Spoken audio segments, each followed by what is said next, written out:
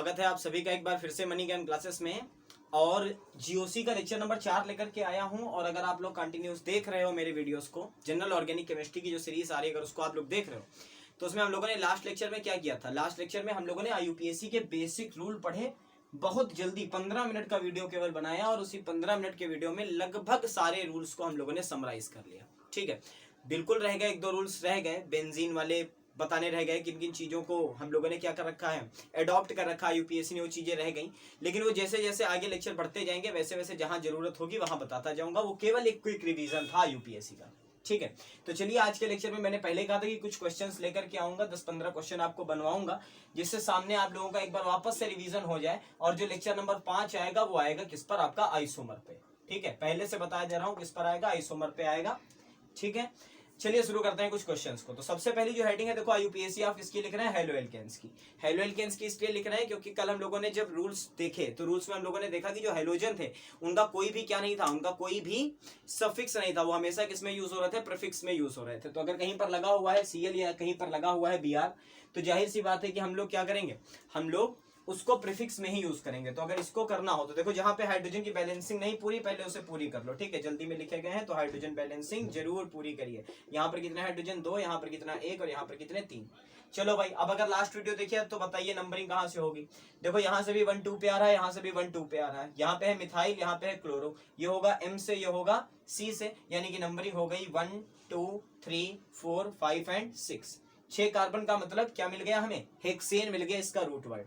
अब चलो बाकी की चीजें प्रीफिक्स में लिखो। तो इसका नाम क्या आएगा, अल्फाबेटिकली लिखना है हमें। तो क्या आएगा, सबसे पहले आएगा 2 क्लोरो, सबसे पहले क्या आएगा 2 पर क्लोरो, उसके बाद में कॉमा लगाएंगे, उसके बाद में क्या आएगा भाई 3, 2 क्लोरो के बाद डैश लगाएंगे, उसके बाद में क्या आएगा आपका 3 पर देखो है CH3 और 5 पर है CH3, यानी कि 3,5 डाइमिथाइल, डाइमिथाइल। और 6 का मतलब हेक्सेन, 6 का मतलब क्या, हेक्सेन। हेक्सेन ही क्यों, क्योंकि कहीं पर डबल बॉन्ड नहीं लगा था। तो देखो 2 पर क्या आई, क्लोरो आई, उसके बाद में मैंने सिखाया था कि वर्ड में और उसके नंबर के बीच में डैश यूज करोगे, 2 नंबर है तो उनके बीच में क्या यूज करोगे, कॉमा यूज करोगे। तो 3 पर और 5 पर सेम ग्रुप है तो 3,5 2 बार है तो डाई, कौन सा ग्रुप है, मिथाइल, और 6 कार्बन का मतलब क्या हो गया, हेक्सेन। ठीक है, क्लियर हो ये वाला, पहला वाला आसान था ना। अब जरा देखो इसको, अब सबसे पहला काम क्या था कि भाई लॉन्गेस्ट चेन तो ढूंढो। तो लॉन्गेस्ट चेन ये हुई 1 2 और एक फंक्शनल ग्रुप ये है 1 2 3, तो जाहिर सी बात है कि लॉन्गेस्ट चेन मिलेगी ये, क्या मिली ये। अब देखो 1 2 पर ही दोनों ग्रुप है, 1 2 पर ही दोनों ग्रुप है, तो नंबरिंग चाहे जिधर से कर लो दोनों तरफ से सही रहेगी। तो नंबरिंग मान लो कर ली कहां से, नंबरिंग हम लोगों ने कर ली यहां से, ये हो गया 1, ये हो गया 2 और ये हो गया 3। 3 का मतलब सिंगल बॉन्ड तो प्रोपेन मिल गया। अब 2 पे ही मिथाइल है, 2 पे ही क्या है, क्लोरो है, तो क्या लिखेंगे 2 पर क्लोरो, 2 पर मिथाइल, और उसके बाद में क्या 3 का मतलब प्रोपेन, 3 का मतलब क्या, प्रोपेन। यही आएगा इसका UPSC में। अब चलो देखो ऐसे क्वेश्चंस पूछे जाते हैं और इसीलिए ऐसा क्वेश्चन रखा है बीच में।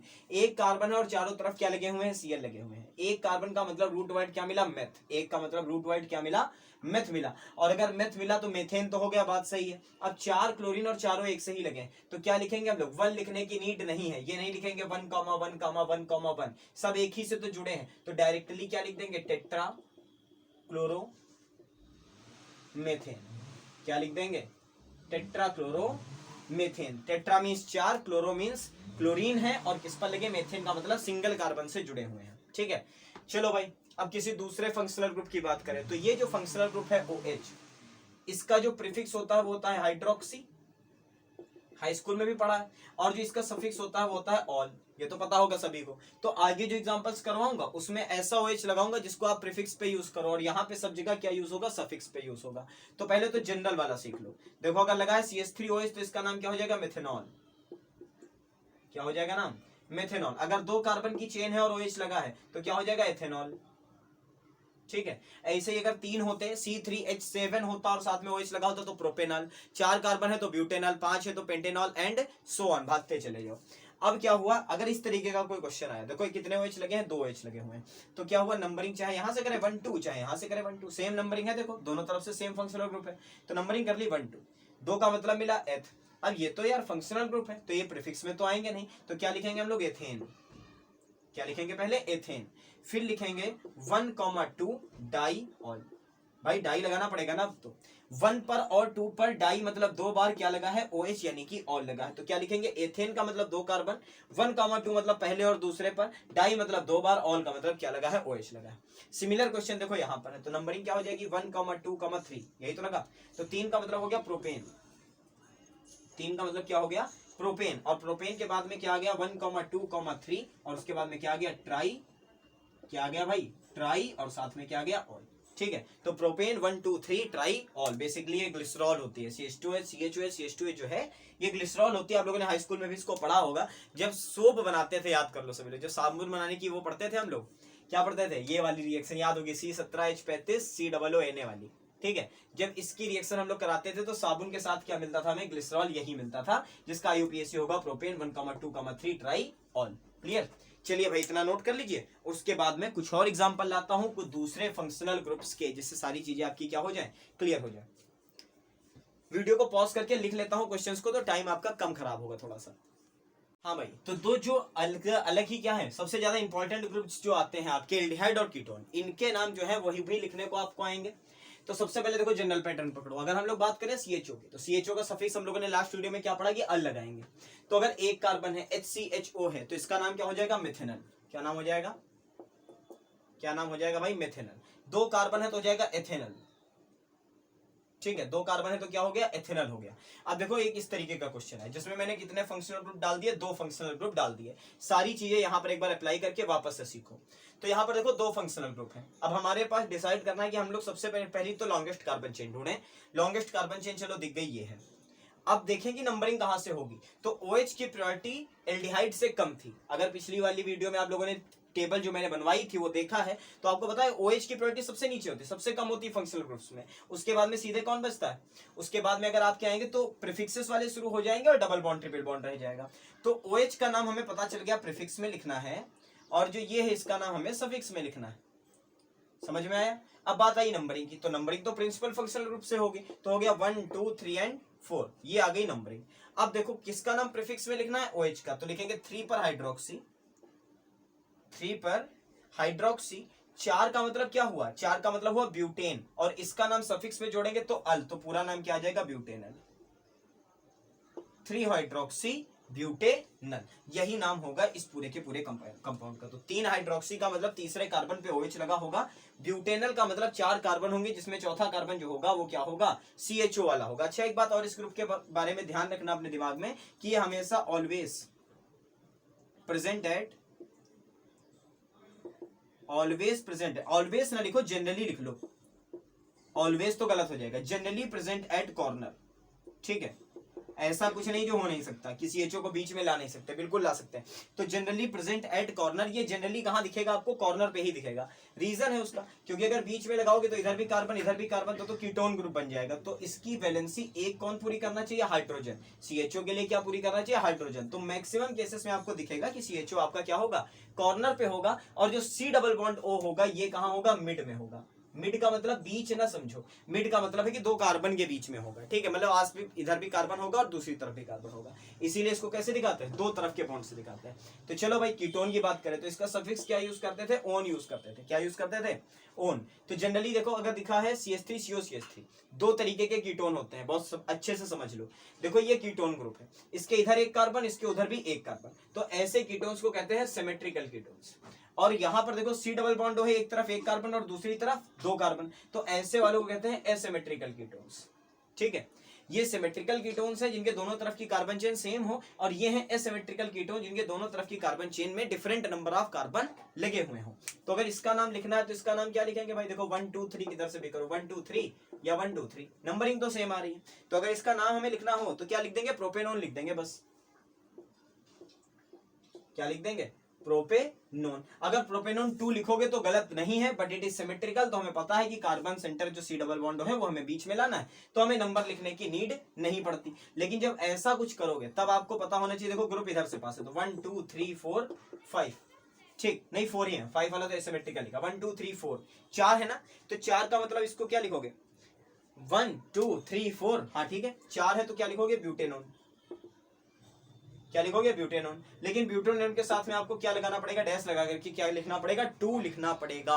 याद कर लो, अगर आपका कीटोन एसिमेट्रिकल है तो कीटोन जिस कार्बन पे प्रेजेंट है वो नंबर आप मेंशन करोगे, 100% मेंशन करोगे। लेकिन अगर आपका कीटोन क्या है, सिमेट्रिकल है, तो हमें पता है कि दोनों तरफ की कार्बन चेन सेम होती है, तो वहां पर हम लोग देखो 2 था, अगर हम लोग इसको लिख देते प्रोपेनोन 2 तो ये गलत नहीं होता, बट नीड नहीं है हमें, ये कह सकते हो बस, ठीक है। प्रोपेनोन 2 भी लिख सकते हो, जनरली प्रोपेनोन भी लिख सकते हो, कोई समस्या नहीं होगी, ठीक है। बट इसमें ब्यूटेनोन के बाद में 2 लिखना क्या है, इसेंशियल है, 100% इसेंशियल है, ठीक है। तो 2 ग्रुप की बात हम लोगों ने और कर ली, पहला किसकी, CHO की, और दूसरे किसकी, C डबल बॉन्ड O की। ये हमें पता चला कि जनरली कहां पाया जाएगा, कॉर्नर्स पे, और ये कहां पाया जाएगा, 2 कार्बन सेंटर के बीच में पाया जाएगा, ठीक है। इस तरीके से इनके नाम लिखेंगे। चलो भाई इसका स्क्रीनशॉट ले लो। और एक और मोस्ट इंपॉर्टेंट है जो कि कार्बोक्सिलिक एसिड है, वो और करवा दो। और जो पिछले वाले लेक्चर में थोड़ी सी कमी बेसी रह गई किसकी, ईथर की, ठीक है। तो ईथर वाला कॉन्सेप्ट भी आज करा दूंगा और वहीं पर इस वीडियो को क्या कर दूंगा, रोक दूंगा, ठीक है। चलिए नोट करिए। हाँ भाई चलिए अगले ग्रुप की तरफ। तो अगला ग्रुप क्या है आपका, COOH, ठीक है। तो COOH का पहले जनरल पैटर्न समझ लो कि अगर हमारे पास में एक कार्बन का COOH है, HCOOH, तो इसका हम लोगों ने सफिक्स क्या पढ़ा था, ओइक एसिड। क्या पढ़ा था, ओइक एसिड। तो एक कार्बन का मतलब इसका नाम क्या हो गया, मेथेनोइक एसिड। क्या हो गया, मेथेनोइक एसिड। अब देखो CH3COOH है, एसिटिक एसिड है, जनरल नेम जिसका एसिटिक एसिड पढ़ते हैं हम लोग, तो इसका नाम क्या हो जाएगा भाई, 2 कार्बन है, इसका नाम हो जाएगा एथेनोइक एसिड, एथेनोइक एसिड। इसी तरीके से अगर 3 कार्बन की चेन होगी तो प्रोपेनोइक, 4 की होगी तो ब्यूटेनोइक, 5 की होगी तो पेंटेनोइक, हेक्सेनोइक, और आगे भागते चले जाएंगे जितनी कार्बन चेन आएगी। केस कब बनेगा, केस तब बनेगा जब एक तो चेन इधर उधर हो जाए, और या फिर कुछ इस तरीका का केस आ जाए जिसमें 2 या 2 से ज्यादा फंक्शनल ग्रुप या साइड चेन मौजूद हो। तो अगर ऐसा केस आता है तो क्या करेंगे, देखो लॉन्गेस्ट कार्बन चेन एक ये मिल सकती थी। अब देखो यहाँ पर एक और बड़ी बात, बहुत अच्छी बात है, दिमाग में बना लो, बीच में पड़ गई है एग्जाम्पल पे तो बता रहा हूँ। यहाँ पे एक क्वेश्चन हो सकता है आप लोगों का कि सर 1 2 3 4 कार्बन चेन ये भी है, 1 2 3 4 की कार्बन चेन ये भी है, ठीक है, दोनों ये भी तो 4 की कार्बन चेन है, तो हम लोग ये वाली क्यों नहीं लेते। तो बेटा कोशिश ये करिए कि अगर आपके फंक्शनल ग्रुप में कार्बन है, ठीक है, तो कोशिश ये करो कि उस कार्बन को लॉन्गेस्ट कार्बन चेन में एग्जिस्ट कराइए, ठीक है। तो अगर हम लोग सामने से लेते हैं तो देखो COOH जो ग्रुप है ना वो हमारा चेन में आ गया। अब देखो नंबरिंग भी आसान हो गई, 1 2 3 एंड 4, 1 2 3 एंड 4। अब इसका नाम लिखो तो क्या लिखोगे, 2 पर मिथाइल, 2 पर मिथाइल, और 4 का मतलब ब्यूटेन, और लास्ट में क्या है, ओइक एसिड, तो लिख दोगे ब्यूटेनोइक एसिड। तो इसका नाम क्या आ जाएगा, 2 मिथाइल ब्यूटेनोइक एसिड। सिमिलरली यहां पर चलो देखो फंक्शनल ग्रुप सबसे बड़ा वाला प्रेजेंट है, कुछ देखना ही नहीं है, हमें क्या करना है, 1 2 3 4, 4 कार्बन की चेन मिल गई। अब इनके नाम हमें किससे लिखने पड़ेंगे, अल्फाबेटिकली लिखने पड़ेंगे। तो देखो 2 को 3 पे लिखेंगे क्लोरो, 2 पर लिखेंगे हाइड्रोक्सी, तो हाइड्रोक्सी बाद में आएगा, क्लोरो पहले आएगा, तो लिखेंगे 3 पर क्लोरो, ठीक। उसके बाद लिखेंगे 2 पर हाइड्रोक्सी, और उसके बाद कितने कार्बन, 4, और लास्ट में COOH, तो लिखेंगे ब्यूटेनोइक एसिड, ये इसका नाम आएगा। 3 पर क्लोरो, 2 पर हाइड्रोक्सी, और बाकी बचा हुआ ब्यूटेनोइक एसिड, ठीक है। अब लास्ट में जो बात रह गई वो रह गई किसकी, ईथर्स की।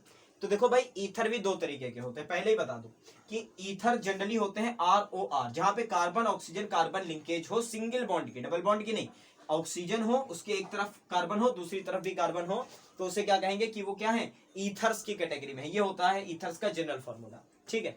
तो इनके नाम, जनरल नेम जो है वो एल्कोक्सी एल्केन आता है, यानी कि एक ऑक्सीजन जो बीच में होता है, इस ऑक्सीजन को एक कार्बन चेन को दे देते हैं, ठीक है, और दूसरे वाले का नाम एज इट इज लिख लेते हैं, एल्केन लिख लेते हैं। तो सिमेट्रिकल का मतलब समझे, देखो पहला वाला एग्जांपल ये समझो, बहुत आराम से समझा करो यार चीजों को। देखो ऑक्सीजन है, एक तरफ CH3, दूसरी तरफ CH3, इधर भी CH3 है, उधर भी CH3 है, तो ये सिमेट्रिकल ईथर है। ऑक्सीजन है, C2H5 सिमेट्रिकल है। ऑक्सीजन है, एक तरफ एक कार्बन, एक तरफ 2 कार्बन, ये सिमेट्रिकल है। सिमिलरली ऑक्सीजन है, एक तरफ 2 कार्बन, एक तरफ 3 कार्बन, तो ये भी क्या है, एसिमेट्रिकल ईथर है। तो अगर इसका नाम लिखना हो तो हम लोग नॉर्मली क्या लिख देंगे, देखो इधर मेथेन, इधर भी मेथेन, तो किसी में ऑक्सी लगा दो, आप फ्री हो, किसी में लगा दो, तो लिख दोगे मेथॉक्सी मेथेन। क्या लिख दोगे, मेथॉक्सी मेथेन। इसका नाम क्या लिख दोगे, एथॉक्सी एथेन। लेकिन जब आओगे आप एसिमेट्रिकल पे तब दिक्कत होगी। एसिमेट्रिकल में आपको ध्यान क्या रखना है, ध्यान केवल एक बात रखनी है। देखो जनरल लाइफ का रूल है, जो कमजोर हो उसको बढ़ा दो, ठीक है, जो कमजोर हो उसको बढ़ाओ। तो जिसके पास कम कार्बन हो ऑक्सीजन को उसे दे दो। अब मान लो इसकी बात करें तो ऑक्सीजन के साथ में देखो एक तरफ CH3 लगा है, एक तरफ क्या लगा है C2H5 लगा है। तो ये जो ऑक्सीजन है इसको हमने किसके हिस्से में दे दिया, कम कार्बन की तरफ दे दिया। मतलब ऑक्सी लगाएंगे हम इसके साथ में और इसका नाम हम एसिटिस लिखेंगे, यानी कि इसका नाम लिखेंगे हम लोग मेथॉक्सी एथेन। ठीक है, क्या लिखेंगे, मेथॉक्सी एथेन। सिमिलरली देखो ये वाला ऑक्सीजन एक तरफ 2 कार्बन एक तरफ 3 कार्बन, तो ऑक्सी जुड़ेगा 2 कार्बन में, कम वाले में ऑक्सी जुड़ेगा, तो इसका नाम लिखेंगे एथॉक्सी प्रोपेन। क्या लिखेंगे, एथॉक्सी प्रोपेन। ठीक है, तो ये किसके थे भाई, ईथर्स का नोमेनक्लेचर था। एल्कोक्सी एल्केन का फॉर्मेट होता है, सिमेट्रिकल है तो कैसे भी लिख दो, methoxy methane, ethoxy ethane, propoxy propane, कुछ भी लिख दो। अगर एसिमेट्रिकल है तो ये बात ध्यान रखनी है कि ऑक्सीजन को, ऑक्सी वर्ल्ड को उस कार्बन चेन में जोड़ना है जहां पर नंबर ऑफ कार्बन कम हो। एक बार फिर बोल रहा हूं, ऑक्सी वर्ल्ड को उसमें जोड़ना है, उस कार्बन की चेन में जोड़ना है जहां पर नंबर ऑफ कार्बन कम होंगे। जहां ज्यादा होंगे उसे एसिटिस लिख देंगे, जहां पर कम होंगे उसमें क्या लगा देंगे, ऑक्सी लगा देंगे। क्लियर हुआ पूरी तरीके से। तो ये क्विक रिवीजन किसका था, एग्जांपल्स का था। ठीक है, अब मैं आपसे फिर एक बार अपील करूंगा कि देखो YouTube पे 100-150 क्वेश्चन IUPAC के करवाना संभव नहीं है अभी, ऐसा नहीं है संभव नहीं है, संभव तो सब कुछ होता है। ठीक है, संभव तो जिस चीज पे आ जाएंगे। अब मैं 10 लेक्चर अगर IUPAC के बनाऊं तो 10-10 पढ़ाऊंगा तो 100 हो जाएंगे, है ना। लेकिन अभी हम लोग उस स्टेज पे नहीं है कि हम लोग 10 लेक्चर IUPAC पे पढ़ सकें।